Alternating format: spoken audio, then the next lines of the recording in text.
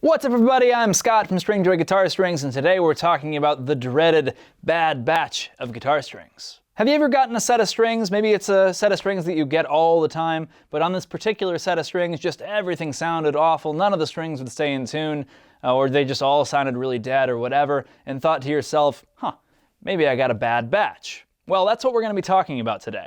I hear this term thrown around a lot on the internet, whether it's on forums or on comments. When everyone will do the what strings is everyone playing? People will be like, well, I play these, XLs or whatever, but I got this last set and I think I just got a bad batch. They were all dull and wouldn't stay in tune.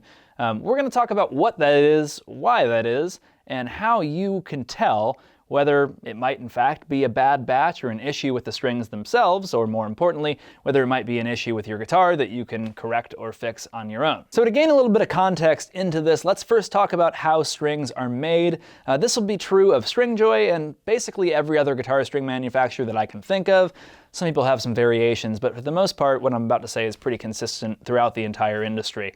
So when you're making guitar strings, when we're making guitar strings, what we do is we make a given gauge when we need it. So let's say we need nickel-plated steel 36s. We'll make at least 144. This is called a gross. It's a dozen, pretty common in manufacturing, or more. Usually in intervals of 144, we might make 288 or more than that. Some companies will make, huge, like 1152 or whatever at a time, depending on how large of batches they make in. But we make those when we need to. And then later down the line, in a completely unrelated way, strings that make up a set that you need are put together. So if you have a set of 10 to 46 strings, so you've got a 10 plain, a 13.5 plain, and a 17 plain. All of those were ball-ended at completely different times, out of completely different wire. For some companies, the wire for each of those might even have come from different companies. So those don't have any relation to one another. They could have been made months apart, depending on how quickly a given company is cycling through its inventory.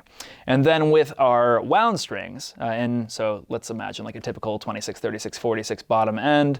The standard gauges you'd see from most people, you'd have a 14 hex core, a 15 hex core, and a 17 hex core.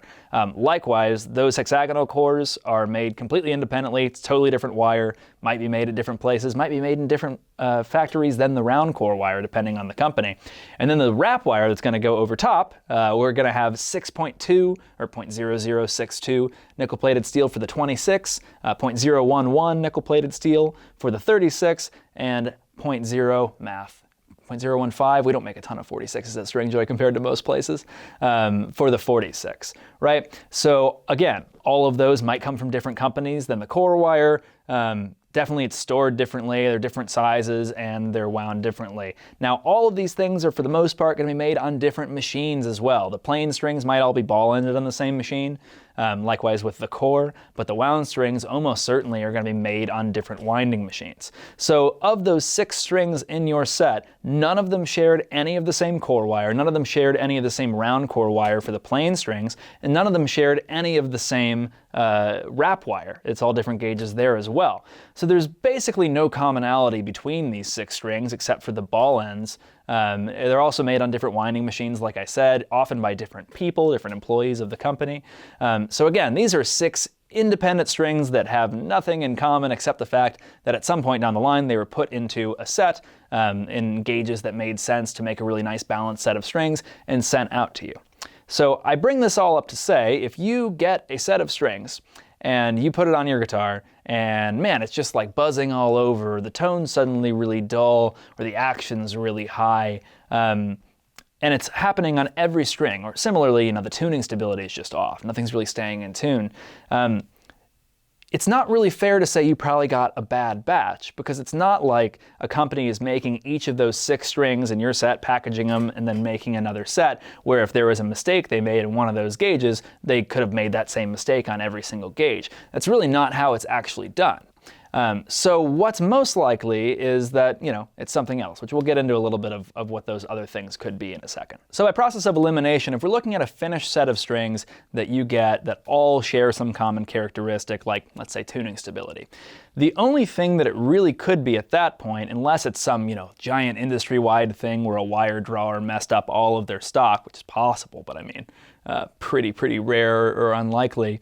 What's most likely that's going to affect that is it's something in the packaging process. If you got a set of strings that, it had like a nice sealed pouch keeping the humidity away, and that seal was broken, and it was the normal cycle of strings where it was made in, say, 2012, 2013, sat at a distributor's shelves for many years, then made it to a retailer, and then sat on their shelves for many years, and then you bought your favorite pack of strings that's 7-8 years old. This is super common, by the way. I think most people don't realize it. If that packaging was not perfectly sealed in, you could very well have some strings that suffered from some corrosion because of their age and from lying around all the time.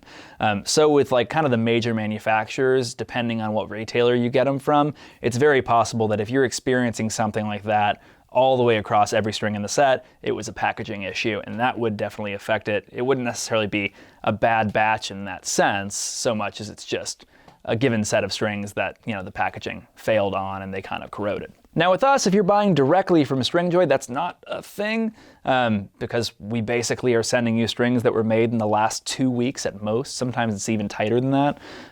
So it's not an issue unless you're letting them sit around for years and years that it's possible they corroded. So we'll pivot a little bit more towards assuming that packaging is all fine, or you're buying from us where there's not enough time built into the cycle for issues like that to occur.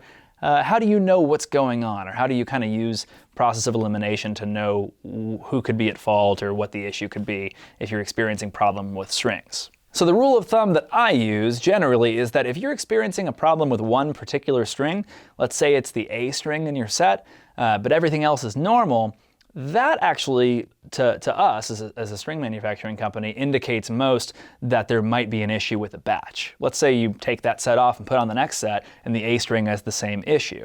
That definitely could indicate that that batch of strings, failed a QC check and didn't get caught. We try to think that we're almost perfect about that, so I don't think that's something you should worry about with us, but still, that would be possible. We log those things and look to see if there's any sort of patterns that got missed.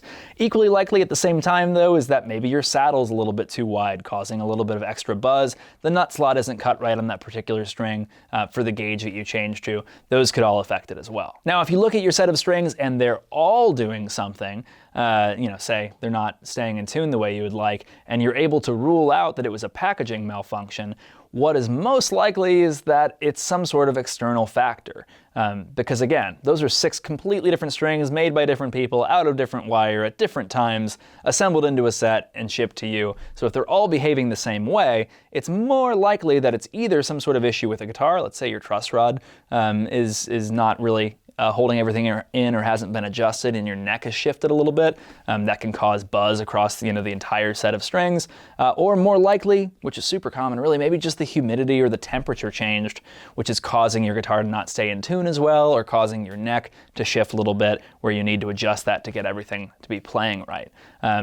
There could be all sorts of factors there, from your guitar's setup to the external climate to how you're storing guitar, but generally know this: when you get a whole set of strings and all of them are doing the same thing because they're so different, it's most likely that it is an external factor and something that you can more easily change in order to fix it. Now, why am I recording this? I am not intending to absolve ourselves from guilt. No one's perfect, and we always want to get behind the issue if there is something that's less than perfect. That's why at Stringjoy we replace strings free of charge, regardless of whose fault it is. But the reason that I'm really telling folks this is because a lot of times these issues are things that you can fix on your own, whereas if we send you a new set of strings, it might be the same thing because your guitar isn't set up perfectly for that gauge of string, or you're not keeping your guitar in its case and there's wild temperature fluctuations, or you keep your guitar in your car.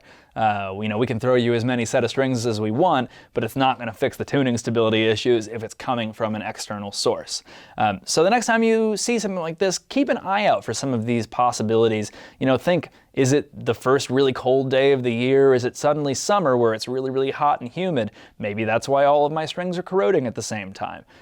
There could be all sorts of different factors at play, but definitely do some investigating and think about what else it could be, because it's not always as much an issue with the strings as we like to think. But again, we are happy to replace things when there's issues. We always want to make sure that you're as happy as possible. I just want to list out some of these things so that you can gain a better understanding of how guitar strings are made and how that affects how we know what issues are the guitar, what are the strings, what are the climate or something different, and hopefully you'll be able to use that info to get more life out of your strings and a better overall sound and playability from whatever set of strings you pick.